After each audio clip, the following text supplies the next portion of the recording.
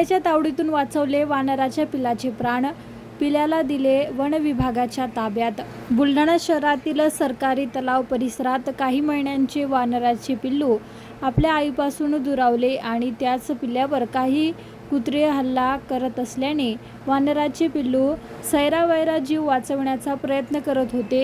ही बाब सामाजिक कार्यकर्ते विजय कल्याणकर यांच्या लक्षात आली। त्यांनी ताबडतोब धाव घेत वानराच्या पिल्ल्याला आपल्या जवळ घेतले आणि कुत्र्यांपासून त्याचा जीव वाचवला।